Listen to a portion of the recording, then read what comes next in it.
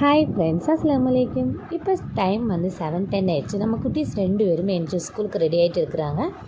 காலையிலே மழை வந்து லேசாக சாரல் இருந்துச்சு, பார்த்தீங்களா? மழை சாரல் இருக்குது. அது என்ன பாப்பாங்களும் இன்றைக்கி நேரத்தை தாட்டி விடலான்னு இன்றைக்கி லஞ்சுக்கு வந்து பாப்பாங்களுக்கு பிரியாணி தான். அதுவும் நேற்று வச்சது. அவங்களே சொல்லிட்டாங்க, அம்மா எங்களுக்கு நாளைக்கு பிரியாணியே வேணும்னு. அது என்ன ஃப்ரிட்ஜில் இருந்து நான் அதை எடுத்தும் போட்டு நல்லா நெய் ஊற்றி சூடு பண்ணி அவங்களுக்கு கொடுத்து விட்டுட்டேன்.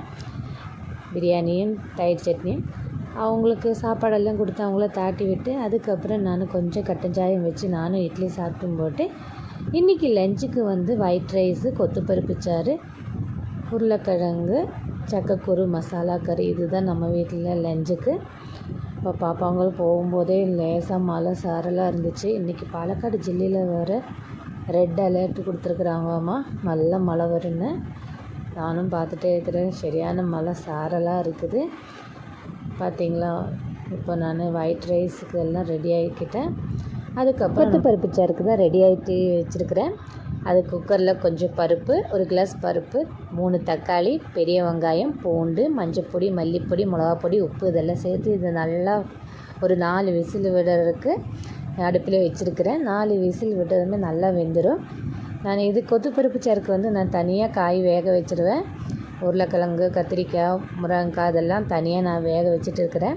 இப்போ ஆல்மோஸ்ட் நம்ம சாப்பாடு ரெடி ஆகிடுச்சு. இப்போ நம்ம சாப்பாடு வடிச்சுக்கலாம். பார்த்தீங்களா? இப்போ நான் தனியாக காய் வேக வச்சுருக்கிறேன், உருளைக்கிழங்கு, கத்திரிக்காயும், முருங்கைக்காயும். இப்போ நான் மசாலா பொரியல் தான் வைக்க போகிறேன், உருளைக்கிழங்கு மசாலா பொரியல். பார்த்தீங்களா? ஃபஸ்ட்டு எண்ணெய் ஊற்றி கடுகு, சீரகம், கருவேப்பிலை அதெல்லாம் போட்டு, அதுக்கப்புறம் கிழங்கும், சக்கக்கூறு இதெல்லாம் போட்டு, மிளகாப்பொடி, மஞ்சப்பொடி, மல்லிப்பொடி, கொஞ்சம் இஞ்சி பூண்டு பேஸ்ட் இதெல்லாம் போட்டு நல்லா வேக வச்சுக்கணும். வேக வச்சு கொஞ்சம் தேங்காய் எண்ணெய் ஊற்றி இறக்கிக்கலாம். செம்ம டேஸ்ட்டாக இருக்கும். நீங்களும் ட்ரை பண்ணி பாருங்கள். இப்போ நான் ஆல்மோஸ்ட் நம்ம இதெல்லாம் செஞ்சு முடிச்சதுமே பாப்பாங்களும் யூனிஃபார்மும் துவைச்சி நான் காய போட்டுட்ருக்கிறேன்.